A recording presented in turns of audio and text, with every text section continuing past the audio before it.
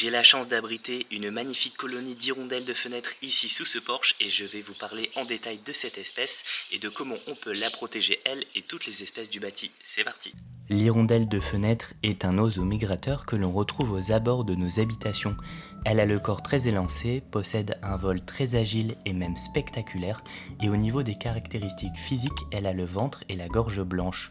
On la reconnaît assez bien de sa cousine l'hirondelle rustique, qui elle possède une queue beaucoup plus effilée et une coloration rougeâtre sur la tête. Malheureusement, l'hirondelle de fenêtre et les autres espèces liées au bâti sont aujourd'hui en forte régression. L'hirondelle de fenêtre, par exemple, a perdu environ 33% de ses effectifs en quelques décennies. Et cette disparition, elle s'explique notamment par la rénovation et la transformation de nos anciennes bâtisses qui autrefois présentaient de nombreuses cavités et anfractuosités très appréciées par ces espèces. Les nids et les habitats peuvent également être détruits illégalement bien que les hirondelles soient protégées par la loi.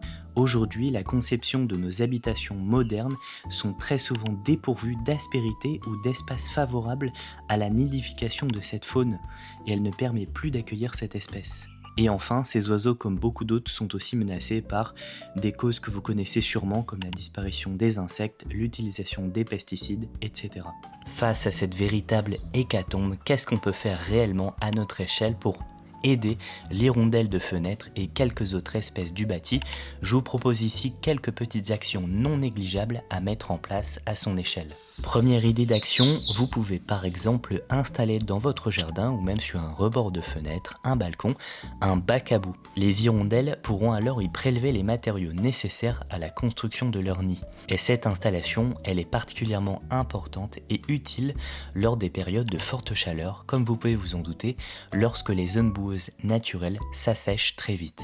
Vous pouvez également, pour ceux qui aiment observer la nature notamment, transmettre vos observations d'hirondelles et même plus particulièrement de faune sauvage en global sur des plateformes de recensement naturaliste. Sachez que ces données contribueront à une meilleure connaissance et à une meilleure protection des espèces, notamment quand il s'agit d'espèces du bâti dans la législation et leur prise en compte dans les constructions de nouvelles habitations par exemple. Et enfin, pour les personnes souhaitant accueillir des hirondelles sur leur propriété, il est tout à fait possible d'installer des nids artificiels. Mais pour cela, il convient toutefois de respecter quelques règles et ne pas être contre-productif forcément.